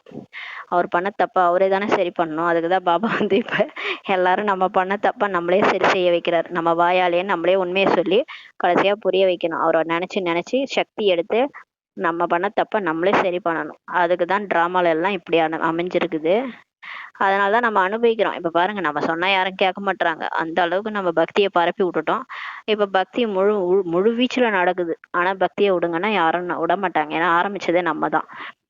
பாருங்க, அந்த அளவுக்கு நம்ம பக்தியை பரப்பி இருக்கிறோம். இப்ப நம்ம மூலமாகவே பாபா முள்ளால் எடுக்கிற மாதிரி நம்ம மூலமாகவே எல்லாத்தையும் செய்ய வைக்கிறாரு. நீங்க தான் செய்யணும், நீங்க தான் சேவை செய்யணும். எதுக்கு சொல்றாரு? நீங்க தானே பக்தி ஆரம்பிச்சிங்க, நீங்க தான் போய் ஞானத்தை சொல்லி புரிய வைக்கணும். நானா சொல்லி புரிய வைப்பேன் அப்படின்றாரு. இப்ப சிவபாபாவுக்கு பதிலாக கிருஷ்ணர் அப்பா பேருக்கு பதிலாக பிள்ளை பேரை போட்டாங்க. ஆக பாபா தான் இப்ப புரிய வைக்கிறார். இதை உள்ளுக்குள் மிக உறுதியாக ஆக்கி கொள்ளுங்கள். வேற யாரேனும் உங்களுக்கு தலைக்கீழான விஷயங்களை சொல்லி குழப்பமடைய வைத்து விடக்கூடாதுன்றாரு. இப்போ நம்ம இங்க ஞானத்தை கேட்டு நல்லா நம்ம உறுதியா பாபா சொல்றாருன்னு நம்பிட்டு இருக்கோம். வெளியே போனோம்னா மாயா குழப்பி விடும். அதெல்லாம் நம்பிராதீங்க. நிறைய விஷயங்களை கேக்குறாங்க. விகாரம் இல்லாமல் உலகம் எப்படி இயங்கும், இது எப்படி நடக்கும். அதாவது வெளி உலகத்துல கேக்குறாங்க. பிகேஎஸ் கிட்ட என்ன கேக்குறாங்கன்னா, நீங்க என்ன 5 விகாரத்தையும் விட்டுடுங்கன்றீங்க, அப்புறம் உலகம் எப்படி இயங்கும். ஆமா, ஏற்கனவே 1000 கோடி பேர் நிக்க கூட இடம் இல்ல, இதுல வேற உலகம் எப்படி இயங்கும்னு கேக்குறாங்க. இது எப்படி நடக்கும், இப்படி எல்லாம் கேக்குறாங்க. அட நீங்களே சொல்கிறீர்கள் அது விகாரமற்ற உலகமாக இருந்தது. நம்ம சொல்றோம் அங்க வந்து விகாரமே கிடையாது. சொர்க்கத்துல சம்பூர்ண நிர்விகாரி லட்சுமி நாராயணனுடைய ராஜ்யத்துல அப்படி இருந்தாங்க. அது விகாரமற்ற உலகமா இருந்தது. 5 விகாரம்னா என்னன்னு தெரியாது. அப்பதானே ஒத்துமையா இருக்க முடியும். இதெல்லாம் தெரிஞ்சதுன்னா இந்த இப்ப இருக்கிற மாதிரிதான் தனித்தனி குடும்பமா அந்த தனி குடும்பம் தான் போகணும். யாரும் ஒத்துமையா வாழ மாட்டாங்க இல்லையா. அப்ப கலியுகம் மாதிரிதான் இருக்கும் சொர்க்கம். சொர்க்கத்துல விகாரமற்ற உலகமா இருந்தது. சம்பூர்ண நிர்விகாரி என்று சொல்கிறீர்கள் அல்லவான்றாரு. பிறகு விகாரத்தின் விஷயம் எப்படி நடக்க முடியும்ட்டு நீங்க சொல்லுங்கன்றாரு. இப்போது நீங்க தெரிஞ்சு கொள்கிறீர்கள். எல்லைக்கு அப்பாற்பட்ட தந்தையிடமிருந்து எல்லைக்கு அப்பாற்பட்ட ராஜ்யம் இப்ப கிடைக்கிறதுன்ட்டு பாபா சொல்றாரு. ஆக அப்படிப்பட்ட தந்தையை ஏன் நினைவு செய்யக்கூடாது. இப்ப நம்மளதான் கேக்குறாரு, உங்களுக்கு சொர்க்க ராஜ்யத்தையே நான் கொடுக்குறேன். எப்படியா இருந்தாலும் இப்ப செத்து போயிட்டீங்கன்னா அடுத்த பிரிவுல போய் சொர்க்கத்துலதான் வாழ போறீங்க. தங்க மாளிகையில உட்காந்து சாப்பிட போறீங்க. ஆனா அப்ப ஏன் இப்ப நீங்க நினைக்க மாட்டீங்க அப்படின்னு கேக்குறாரு. உங்களுக்கு நம்பிக்கை இல்லையா, இப்ப ஏன் என்ன நினைக்க மாட்டீங்க, உங்களுக்கு நம்பிக்கை இல்லையா அப்படின்னு கேக்குறாரு. நான் போய் சொர்க்கத்துல போறேன். இப்ப இந்த ஒரு பாயிண்ட் ஞானத்தை கேட்டா கூட நம்ம சொர்க்கத்துக்கு போயிட போறோம். செத்தா என்ன நமக்கு தெரியும், அவ்வளவுதான். இந்த உடலை விட்டு அடுத்த நிமிஷமே பறந்து போகும்போது பாபா தெரிய போறாரு. பாபா புள்ளியா தெரிய போறாரு. எல்லாரும் சொல்றாங்க இறந்த பிறகு நியர் டெத் எக்ஸ்பீரியன்ஸ்ல என்ன சொல்றாங்கன்னா ஒரு ஒளியை பார்த்தான்றாங்க. அப்ப ஒளி பாபா தானே. பாபா தான் நமக்கு சொல்வாரு, நீ குழந்தை, நீ உடம்புல இருக்கும்போது ஞானம் கேட்டல, அதனால வா உன்னை கொண்டு போய் சொர்க்கத்துல விடுறான்னு விடுவாரு. அப்ப உட்காந்து நீங்க அங்க ஜாலியா 36 வகை உணவு சாப்பிட்டுட்டு தானே இருப்பீங்க. என்னால உங்களுக்கு ராஜ்யம் தானே கிடைக்குது. ஆனா இப்ப ஏன் என்ன நினைக்க மாட்டீங்கன்னு கேக்குறாரு. ஆக அப்படிப்பட்ட தந்தை ஏன் நினைவு செய்யக்கூடாது. அந்த மாதிரி ஒரு அப்பா கிடைச்சிருக்காரு, கொண்டு போய் சொர்க்கத்துல விடுறாரு. அப்ப ஏன் என்ன நினைக்க கூடாது. இதுவோ பதித்த உலகன்றாரு. இது ஒரு அழுக்கான உலகம். இங்க இருக்கிறவங்க எல்லாம் யாரையும் நினைக்காதீங்க. நினைச்சா அவங்கள மாதிரி ஆயிடுவீங்க. கும்ப மேளாவுக்கு எத்தனை கோடிக்கணக்கான மனிதர்கள் செல்றாங்க பாருங்க. இந்த பக்தி மார்க்கத்துல கும்ப மேளா கொண்டாடுறாங்க இல்லையா. சொல்றாங்க கும்பமேளாவுக்கு எத்தனை கோடிக்கணக்கான மனிதர்கள் செல்கிறார்கள். அது சொல்கிறார்கள் ஒரு நதி மறைமுகமாக இருக்கிறது. நதி மறைமுகமாக இருக்க முடியுமா என்ன அப்படின்னு சொல்றாரு. கும்பமேளாக்கு போறாங்க இல்லையா, அங்க வந்து பாத்தீங்கன்னா பிரம்மபுத்திராவும் கடலும் கலக்கிற இடம் தான் வந்து கும்பமேளா. அங்க வந்து வந்து சொல்றாங்க. அதே மாதிரி இன்னொரு இடம் வந்து நதி கலக்கிற இடம் கூட, அதுவும் கும்பமேளான்னு சொல்லுவாங்க. அதுல சரஸ்வதி நதி மறைமுகமா இருக்குது அப்படின்னு சொல்லுவாங்க. பாபா சொல்றாரு நதி மறைமுகமாக இருக்க முடியுமா என்ன அப்படின்னு கேக்குறாரு. இதெல்லாம் பாபா சொல்லிதான் நமக்கு தெரியுது. இங்கே கூட பசுவின் வாய் உருவாக்கப்பட்டுள்ளது, கங்கை இங்கே வருகிறது என்று சொல்றாங்க. இந்த மதுபன்ல வந்து பசுவின் வாயின்னு ஒண்ணு இருக்கும். அங்க வந்து பசு வாயில வந்து கங்கை வந்ததுன்னு சொல்றாங்க. கங்கை எங்க இருக்குது, கங்கோத்திரி அதுல இருந்து தான் வரும். கங்கோத்திரி கிளாசியர்னு ஒண்ணு இருக்கும், அந்த மலையில இருந்து தான் கங்கை வரும். அட கங்கை தன்னுடைய பாதையில் சமுத்திரத்திற்கு செல்லுமா அல்லது இங்கே உங்களோட மலைக்கு வருமான்னு கேக்குறாரு. பாபா எப்படி கேக்குறாரு பாருங்க. கங்கை எங்க இருந்து தொடங்கணுமோ அங்க இருந்து தொடங்கி அது எங்கெல்லாம் போகணுமோ போயிட்டு அது கடலுக்கு போகும். அதை விட்டுட்டு மதுபன்ல மலைக்கு இங்க வந்து உங்களோட மலைக்கு வருமா. எவ்வளவு பொய் சொல்றாங்க பாருங்க. பக்தியை போய் நம்புறீங்களே. பக்தியில ஒண்ணுமே எல்லாமே பொய்யின்றாரு. உங்களோட மலைக்கு வருமா. எவ்வளவு மனுஷங்க வந்து மனவழி பிற வழியில எப்படி ஏமாத்துறாங்க பாருங்க. அதெல்லாம் நம்பிட்டு இருக்கிறோம். நம்ம பாபா சொல்றதா உண்மை இல்லையா. நமக்கே தெரியும் அது கங்கை எந்த பக்கமா போய் எப்படி போகுதுன்னு நமக்கு தெரியும். அதை விட்டுட்டு ராஜஸ்தான்ல மலை மேல வருமா. இதெல்லாம் யோசிக்க வேண்டிய விஷயம். பக்தி மார்க்கத்தில் எவ்வளவு ஏமாறுகிறார்கள். என்ன பண்றது, ஏமாத்துறாங்க இருக்கிறவனுக்கும் ஏமாறுறவங்க இருக்கதான் செய்வாங்கன்னு இருக்குல்ல ஒரு பழமொழி. அந்த மாதிரி பக்தியில எவ்வளவு ஏமாறுறாங்கன்னு சொல்றாரு. ஞானம் பக்தி மற்றும் வைராக்கியம்ன்றாரு. என்ன பண்றது, அவங்கவுங்களுக்கு வைராக்கியம் வரணும். அப்பதான் பக்தி வந்து பொய்ன்றது புரியும். அப்பதான் ஞானமும் வரும் இல்லையா. அது அந்த டைம் வர வரைக்கும் நம்மளால என்னதான் சொல்லி எக்ஸ்பிளைன் பண்ணாலும் அது புரிஞ்சிக்க மாட்டாங்க. ஒன்று எல்லைக்குட்பட்ட வைராக்கியம், மற்றொன்று எல்லைக்கு அப்பாற்பட்ட வைராக்கியம்ட்டு பாபா சொல்றாரு. சன்னியாசிகள் பாருங்க, வீடு வாசலை விட்டு காட்டுல போய் வசிக்கிறாங்க. அது எல்லைக்குட்பட்ட வைராக்கியம். சுடுகாட்டு வைராக்கியம். யாராவது இறந்துட்டாங்கன்னா ச்சே என்ன இது வாழ்க்கை, எனக்கு வாழவே பிடிக்கல அப்படின்ட்டு சொல்லுவோம். அது வந்து எல்லைக்குட்பட்ட வைராக்கியம். அது கொஞ்ச நாளைக்கு தான். ஒரு 10 நாள் கழிச்சு அவங்கள செத்து போனவங்களே மறந்துட்டு அப்புறம் உட்காந்துட்டு நம்ம மாட்டுக்கும் எப்பயும் போல வாழ்ந்துட்டு இருப்போம். நம்ம மாட்டும் சாப்பிட்டுக்கிட்டு தூங்கிட்டு டிவி பார்த்துக்கிட்டு செத்து போனவங்கள பத்தியா கவலைப்படுறோம். அடுத்தடுத்து நம்ம போயிட்டே இருக்கிறோம் இல்லையா? அதுதான் எல்லைக்கு உட்பட்ட வைராக்கியம். ஆனா இங்க பாருங்க, பாபா வந்து எல்லைக்கு அப்பாற்பட்ட வைராக்கியத்தை நமக்கு கொடுக்குறாரு. இந்த பூமி மேலேயே நமக்கு வெறுப்பு, எனக்கு வேணவே வேணாம் அந்த மாதிரி ஒரு நிலை வருது எல்லாருக்குமே கடைசியில. அப்பதான் ஞானமே பிறக்கும். இங்க அந்த விஷயமே இல்லைன்றாரு. இங்கெல்லாம் காட்டுக்கு போக வேண்டிய விஷயமே இல்லை, வீட்டிலேயே இருங்க. ஆனா முழு உலகத்தையும் சன்னியாசம் பண்ணுங்கன்றாரு. புத்தி மூலமா பண்ணுங்க. உலகத்தையே சன்னியாசம் பண்ணிட்டு ஃபரிஸ்தாவா பறந்து என் கூட வாங்கன்றாரு. நீங்கள் புத்தி மூலம் முழு பழைய உலகத்தை சன்னியாசம் செய்றீங்கன்றாரு. ராஜயோகி குழந்தைகளாகிய உங்களின் முக்கிய கடமை படிப்பது மற்றும் படிப்பிப்பது. நம்மளோட கடமை என்ன தெரியுமா? படிக்கணும், முரளியை படிக்கணும், மற்றவங்களுக்கு படிக்க வைக்கணும். ராஜயோகத்தை ஏதோ காட்டில் வைத்து கற்றுக் கொடுப்பதில்லை என்றார். இது பள்ளிக்கூடமாகும். பாபா நம்மளை அப்படி கஷ்டப்படுத்த மாட்டாரு. நீ காட்டுக்கு வாங்கதான் சொல்லி தருவன்ட்டு. சன்னியாசிகள் மாதிரி காட்டுக்கா போனோம்? நம்ம நம்ம வீட்லயே இரு, நீ படுத்துக்கினே கூட படி, நீ படுத்துக்கினே யோகா பண்ணுன்றாரு. இந்த மாதிரி ஒரு அப்பா கிடைப்பாரா? இது ஒரு ஸ்கூலுன்றாரு. கிளைகள் உருவாகி கொண்டே போகிறது. சென்டர் நிறைய திறக்கிறாங்க இல்லையா? எங்கெங்கெல்லாம் அந்த கிராமத்துல கூட போக போக பாத்தீங்கன்னா ஒவ்வொரு வீட்லயும் கொடி பறக்கும்னு சொல்லியிருக்காரு. அது கடைசியில குழந்தைகளாகிய நீங்கள் ராஜயோகம் கற்றுக்கொண்டிருக்கிறீங்க. இப்ப நம்ம ராஜயோகம் கத்துட்டு இருக்கிறோம். சிவபாபாவிடம் கற்றுக்கொண்ட பிராமணிகள் கற்றுத்தருகிறார்கள். இப்ப யாரு கத்துக்க தராங்கன்னா, இப்ப யார் பிகே ஆனாங்களோ அவங்களாம் பாபாட்ட இருந்து கத்துக்கிட்டு மத்தவங்க சொல்லித்தராங்க. ஏன்னா இவர் தானே சொல்லித்தான்னு சொல்றாரு, அதனால நம்ம சொல்லித்தரோம். ஒரே சிவபாபா அனைவருக்கும் அமர்ந்து கற்றுத்தருவாரா என்ன கேக்குறாரு. ஒரே டீச்சர் போய் எல்லாருக்கும் எப்படி கிளாஸ் எடுக்க முடியும்? அது மற்றவங்க சொல்லி கொடுத்தா அவங்கவுங்க போய் மற்றவங்களுக்கு புரிய வைக்க வேண்டியது. ஆனால் கேட்கும்போது சிவபாபா தான் சொல்றாருன்னு நினச்சிட்டு கேட்கணும். இது பாண்டவ அரசாங்கமாகும். நீங்கள் ஈஸ்வரிய வழிபடி இப்போ நடக்கிறீங்க. இங்கே நீங்கள் எவ்வளவு அமைதியில் அமர்ந்துள்ளீர்கள். வெளியே நிறைய கலகங்கள் நடக்கிறது. நம்ம சென்டரில் அப்படியே அமைதியாக இருக்கிறோம். குஜராத்தில் ஏதோ பூகம்பம் ஏதோ வந்தது, ஆனால் வந்து அந்த சென்டருக்கு மட்டும் ஒன்றும் ஆகலை. சுற்றி என்னென்னமோ நடக்குது, போபால் விஷவாயு அது இது நடந்தது. ஆனால் அந்த அங்கே இருக்கிற சென்டருக்கு மட்டும் எதுவும் நடக்கலை. அது எப்படி? வெளியே நடக்கிற கழகங்கள் கூட நமக்கு என்ன ஏதுன்னு கூட தெரியாது. அந்த மாதிரி தபஸ்யால நம்மளை மூழ்க வைக்கிறாரு. நம்மளை வந்து அப்படியே குஷியில அப்படியே அவர் நினைவுல இருக்க வைக்கிறாரு. பாபா சொல்கிறார், 5 விகாரங்களின் தானம் கொடுத்தீர்கள் என்றால் கிரகணம் நீங்கிரும். இப்ப நீங்க அந்த 5 விகாரத்தை விட்டுடுங்க. அந்த ராகு கேது பிடிச்சது இல்லையா, அந்த சூரியன் சந்திரனுக்கு அது நீங்கிறோன்றாரு. அதுதானே சூரிய கிரகணம் சந்திர கிரகணம்னு சொல்றோம். ராகு கேது பிடிச்சிட்டுன்ட்டு அந்த பிடிச்சதே அந்த 5 விகாரம் தான். சூரிய வம்சத்துக்கும் சந்திர வம்சத்துக்கும் என்ன பிடிச்சதுன்னா, அந்த ராகு கேது என்னன்னு பார்த்தீங்கன்னா 5 விகாரம் என்ற அந்த ராகு கேது, அந்த பாம்பு 5 தலை பாம்பு பிடிச்சிது. அதுதான் விடாம இன்னும் நம்ம, அதனாலதான் நம்ம வந்து திரும்ப சூரிய வம்சமா சந்திர வம்சமா மாற முடியல. இப்ப விட்டுருங்கன்றாரு. என்னுடையவர்களாக இப்ப ஆகுங்கள்ன்றாரு. அப்போது நான் உங்களது அனைத்து விருப்பங்களையும் பூர்த்தி செய்வேன்றார். பாருங்க, பிகேவா ஆயிடுங்க, பாபா குழந்தையா ஆயிடுங்க, என்னுடையரா ஆகுங்க. உங்களுக்கு என்ன வேணுமோ அதெல்லாம் நான் பூர்த்தி செய்வேன். இப்போது நாம் சுகதாமத்திற்கு செல்கிறோம் என்று குழந்தைகளாகி நீங்கள் தெரிஞ்சிட்டீங்க. சொர்க்கத்துக்கு போயிட்டு இருக்கிறோம்னு நம்ம புரிஞ்சுக்கிட்டோம். இந்த துக்கதாமத்தில் தீப்பிடிக்க போகிறதுன்ட்டு பாபா சொல்றாரு. ஒரு ஒரு வீடு வந்து பத்தி எரிய போகுதுன்னா ஒரு அப்பா என்ன பண்ணுவாரு? அங்க இருக்கிற குழந்தைங்களாம் அப்படியே விட்டுருவாரா? அங்கேருந்து டிரான்ஸ்ஃபர் பண்ணணும்னு தானே ஆசைப்படுவாரு. அங்கேருந்து எடுத்துட்டு போய் வேற வீட்டில் விடணும்னு தானே ஆசைப்படுவாரு, நல்ல வீட்டில். அதே தான் இப்போ அப்பா பண்றாரு. நம்ம அப்பா எதுக்கு வந்திருக்காரு? குழந்தைகளே, இது விநாசம் ஆக போகுது, இங்கே இருக்கணும்னு நினைக்காதீங்க, புத்தியை மாத்துங்க, உங்களை கொண்டு போய் சொர்க்கத்துல விடுறான்றார்.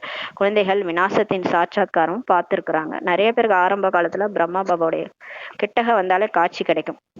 என்ன காட்சினா விநாசத்தினுடைய காட்சி. இப்போது நேரம் மிக குறைவாக இருக்குதுன்றாரு. அவ்வளவுதான், டைம் முடிய போகுது. நமக்கு குஷி ஏற ஏற நம்மளுடைய புருஷார்த்தம் அதிகமாக அதிகமாக பிகேஸ் எல்லாரும் கர்மாதி நிலை அடைய அடைய கண்டிப்பா நேரம் நெருங்குதுன்னு அர்த்தம். நேரம் நெருங்கிட்டு விநாசம் வரப்போகுதுன்னு அர்த்தம். ஆகையால் நினைவு யாத்திரையில் ஈடுபட்டீர்கள் என்றால் விக்ரமங்கள் விநாசம் ஆகிடுன்றாரு. இப்ப பாபா நினைச்சு நினைச்சு நினைச்சு நம்ம பாவம் அழிஞ்சிச்சுன்னா நம்ம எப்படி இருப்போம்? தெரியுமா? பறப்போம். சுத்தமா உடம்புலயே ஆத்மா இருக்கா, ஜாலியா இருக்கும். ஆத்மா கூண்டுல இருந்து விடுபட்ட பறவை மாதிரி நம்ம பறக்க ஆரம்பிச்சிருவோம். மேலும் உயர்ந்த பதவி நீங்க அடைவீங்க. அப்புறம் என்ன ஜாலி தான் உங்களுக்கு. அங்க போயிட்டு லட்சுமி நாராயணா ஆயிடுவீங்க. நல்லது. இனிமையான காணாமல் போய் கண்டெடுக்கப்பட்ட செல்ல குழந்தைகளுக்கு தாய் தந்தையான பாப் தாதாவின் அன்பு நினைவுகளும் காலை வணக்கம். ஆன்மீக குழந்தைகளுக்கு ஆன்மீக தாய் தந்தையின் நமஸ்காரம். நாம் ஆன்மீக குழந்தைகள் ஆன்மீக தாய் தந்தைக்கு நமஸ்காரம். Good morning Baba. தாரணைக்கான முக்கிய சாரம். ஃபர்ஸ்ட் பாயிண்ட், தந்தை நாசிக்கு முழு அதிகாரம் பெறுவதற்கு வாழ்ந்து கொண்டே பிறக்க வேண்டும், தத்தெடுக்க வேண்டும். ஒருபோதும் தன்னுடைய அதிர்ஷ்டத்தின் மீது குறுக்கு கோடு போட்டுவிடக் கூடாது. ரெண்டாவது பாயிண்ட், எந்த தலைக்கீழான விஷயத்தையும் கேட்டு சந்தேகத்துல வந்துடக்கூடாது. சிறிதளவு நம்பிக்கை அசைந்து விடக்கூடாது. உங்களை அப்படியே அசைக்கிறதுக்கு மாயாவை அனுப்புவார் பாபா. யார் மூலமாவோ அனுப்பி நம்மள வந்து இது என்ன இப்படி சொல்றாங்க, இப்படிலாம் கிடையாது, பக்தியில இப்படிதான் இருக்கு, இது யாரோ உங்களை இப்படிலாம் மாத்துறாங்க, இதெல்லாம் தப்பு, இதெல்லாம் கேட்காதீங்க அப்படி இப்படின்னு சொல்லுவாங்க. யாரையாவது அனுப்பிவிடுவார், பாபாவே தான் அனுப்பிவிடுவாரு. ஏன்னா நமக்கு வந்து நிச்சய புத்தி இருக்கா, பாபா மேல நம்பிக்கை இருக்கா, இல்லை விட்டுட்டு போறோமான்ட்டு பாபாவே ஒரு டெஸ்ட் பேப்பர் அனுப்புவாரு. பிள்ளையும் கிள்ளி விட்டு தொட்டிலையும் ஆட்டுற கதையா டெஸ்ட் பேப்பர் அனுப்புவாரு. நம்ம தோத்து போயிடுவோம். அதுல தோத்து போயிட்டோம்னா நம்ம தோத்துட்டோம்னு அர்த்தம். அதனால அசைஞ்சிடக்கூடாது, நம்பிக்கையில அசைஞ்சிடக்கூடாது. இந்த துக்கதாமத்திற்கு இப்ப நெருப்பு பற்ற போகிறதுன்றாரு. ஆகையால் இதிலிருந்து தன்னுடைய புத்தியின் தொடர்பை துண்டிக்க வேண்டும். இது எல்லாமே முடிய போகுது, அதனால இந்த புத்தியை வந்து எடுத்துருங்கன்ட்டாரு. வரதானம், விசேஷதா என்ற சஞ்சீவினி மூலிகை மூலம் மூர்ச்சித்தவர்களை விழிப்புற செய்கிற விசேஷ ஆத்மா ஆகுக. விசேஷத்தா என்ற சஞ்சீவினி மூலிகையை சொல்றாரு. அதன் மூலமா யாரெல்லாம் விழுந்து கிடக்குறாங்களோ, மூர்ச்சித்தவர்கள்லாம் விழுந்து கிடக்குறாங்க, அவங்களெல்லாம் விழிப்புற செய்யுங்க, அந்த மாதிரி ஆகக்கூடிய விசேஷ ஆத்மா ஆகுகன்ட்டு வரதானம் கொடுக்குறாரு. ஒவ்வொரு ஆத்மாவுக்கும் சிரேஷ்ட ஸ்மிருதியின் விசேஷ தன்மைகளின் ஸ்மிருதி ரூப சஞ்சீவி மூலிகை உண்ண கொடுப்பீர்களானார் அவர்கள் மூச்சையிலிருந்து விழிப்புற்று விடுவார். இப்ப எல்லாருமே வந்து விழுந்து கிடக்குறாங்க முழு உலகத்திலையும். பிகேஸுமே நிறைய பேர் போயிடுறாங்க, வந்துட்டு போறவங்களும் இருக்கிறாங்க. அதனால அவங்களுக்கெல்லாம் வந்து சிரேஷ்டமான நினைவு மூலமா விசேஷத்தன்மைகளின் நினைவு ரூப சஞ்சீவு மூலிகையை சாப்பிட கொடுங்கன்றார். அதாவது அனுமார் கதை சொல்லியிருப்பாங்கல்ல ராமாயணத்துல, போய் சஞ்சீவினி மூலிகை பறிச்சுட்டு ஆனா அந்த மலையை பேத்து தூக்கிட்டு வந்துடுவாரு. எது சஞ்சீவினி மூலிகைன்னு அவருக்கு தெரியலையாம், அதனால மலையை பேத்து எடுத்துன்னு வந்துட்டாராம். அந்த மாதிரி நம்ம இப்ப போயிட்டு அந்த பாபா நினைவு ரூப அந்த சஞ்சீவ மூலிகையை சாப்பிட கொடுங்க, அப்ப அவங்க விழிப்புட்டுருக்குவாங்க. விசேஷத்தன்மையின் சொரூபத்தினுடைய கண்ணாடியை அவருக்கு முன்னால் வையுங்கள் சொல்றாரு. இப்ப அவங்க யாருன்றதை அவங்களுக்கு நினைவுபடுத்துங்க. நீங்க யாரு தெரியுமா, நீங்க 84 பிறவி எடுத்து வந்திருக்கிறீங்க. நீங்க இதுக்கு முன்னாடி ஃபர்ஸ்ட் பிறவில நீங்க தான் தேவதையா இருந்தீங்கன்ற ஞாபகப்படுத்துங்க அவங்களுக்கு. அப்ப அவங்க தெரிஞ்சுக்குவாங்க நம்ம யாருன்றத. மற்றவர்களுக்கு நினைவுபடுத்துவதன் மூலம் நீங்கள் விசேஷ ஆத்மாவாகவே ஆகிவிடுவீர்கள். நம்ம எல்லாருக்கும் நம்ம அந்த பழைய ஞாபகத்தை ஏற்படுத்த நம்ம விசேஷ ஆத்மாவா ஆயிடுவோம். நீங்கள் யாருக்காவது பலவீனத்தை சொல்வீர்களானால் அவர்கள் மறைப்பார்கள், தவிப்பார்கள். இப்போ நம்ம வந்து பிக் ஆயிட்டாங்க, அவங்க குறையே சொல்லிட்டு இருக்கோம்னு வச்சுக்கோங்களேன். அவங்க என்ன பண்ணுவாங்க, நம்மள்ட்ட என்ன பண்ணுவாங்க, பொய் சொல்ல ஆரம்பிச்சிருவாங்க, தவிர்க்க ஆரம்பிச்சிருவாங்க. ஆனா நீங்க அதை பார்க்காதீங்க, பலவீனத்தை பார்க்காம அவங்க விசேஷத்தாவை மட்டும் பார்த்து சொல்லுங்க. நீங்க இப்படி பண்றீங்க, நீங்க நல்லா சமைக்கிறீங்க, நீங்க நல்லா கிளாஸ் எடுக்கிறீங்க, நீங்க நல்லா கமெண்ட்ரி கொடுக்குறீங்க, இப்படி சொல்லுங்க. நீங்க என்னம்மா பாட்டு பாடுறீங்க, சூப்பரா பாடுறீங்க, உங்க குரல் இப்படி இருக்கு, நீங்க கண்டிப்பா சொர்க்கத்துல பாட்டு பாடியிருப்பீங்க, இப்படி சொல்லுங்க. அதெல்லாம் சொல்லி அவங்கள சொன்னீங்கன்னா அவங்க பலவீனத்தை தெளிவாக உணர்வார்கள்னு சொல்றாரு. அவங்களே அவங்கள தப்ப புரிஞ்சுக்கிட்டு அவங்க மாத்திக்குவாங்க. நீங்க அவங்க விசேஷத்தாவை மட்டும் சொல்லுங்க, சொல்லி அவங்கள வந்து முன்னேற்றுங்க, எல்லாரையும் முன்னேற்றுங்க. அப்ப அவங்களே வந்து பலவீனத்தை தெளிவா புரிஞ்சுக்குவாங்கன்றாரு. இந்த சஞ்சீவனி மூலிகையால் மூச்சித்தவர்களை விழிப்புற செய்து பறந்து கொண்டே செல்லுங்கன்றாரு. மற்றும் பறக்க வைத்து கொண்டே செல்லுங்கள். இந்த மாதிரி சஞ்சீவனி மூலிகையால யாரெல்லாம் அதாவது விழுந்து போய் கிடக்குறாங்களோ அவங்களெல்லாம் விழுப்புற செய்து பறந்து கொண்டே நீங்களும் பாருங்க, மற்றவங்களையும் பறக்க வைங்க. ஸ்லோகன், பெயர், மதிப்பு, புகழ் மற்றும் சாதனங்களை சங்கல்பத்தில் கூட தியாகம் செய்வதே மிக பெரிய தியாகமாகும் சொல்றாரு. பெரிய தியாகம் என்னன்னா பெயரு, புகழ், மதிப்பு, மரியாதை இதெல்லாம் நம்ம எதிர்பார்க்குறோம்ல. நம்ம யார் வீட்டுக்கு அப்போனா நம்மளை கூப்பிடணும், நம்மளை வந்து புகழணும், நம்மளை மதிக்கணும், இதெல்லாம் நம்ம இருக்கோம் இல்லையா. இதெல்லாம் கூட இங்கே பிகே ஆயிட்டோன்னா அதெல்லாம் கூட நம்ம தியாகம் பண்ணிடணும். எதுவுமே நமக்கு சூடு சொரணே இருக்கக்கூடாது. நம்ம எதையுமே யாருக்கிட்டையும் எதிர்பார்க்கக்கூடாது. நமக்கு வந்து பாபா வந்து கொடுப்பாரு எல்லாமே. பேர் கொடுப்பாரு, மதிப்பு கொடுப்பாரு, புகழ் கொடுப்பாரு, சுமானம் கொடுப்பாரு, குழந்தாய், இனிமையான குழந்தாய், செல்லமான குழந்தைன்னு கொஞ்சுவாரு. என்னுடைய சுயமரியாதை சுமானில் இருக்கக்கூடிய குழந்தைன்ட்டு நமக்கு பாபா எல்லாமே செய்வார். ஆனா நீங்க மற்றவங்கள்ட்ட மட்டும் எதிர்பார்க்காதீங்க, யாருக்கிட்டையும் எதிர்பார்க்காதீங்க. இங்க எதிர்பார்த்தீங்கன்னா அப்புறம் இங்கே காய சாப்பிட்டீங்கன்னா உங்களுக்கு வந்து பழம் கிடைக்காது. இப்ப நீங்க இங்கே எதிர்பார்த்தோன்னு வச்சுக்கோங்களேன், கலியுகத்துல நமக்கு வந்து சத்தியுகத்துல அந்த பலன் கிடைக்காது. அதனால கலியுகத்துல எதிர்பார்க்காதீங்க, சத்தியுகத்துல பலன் உங்களுக்கு கிடைக்கும்.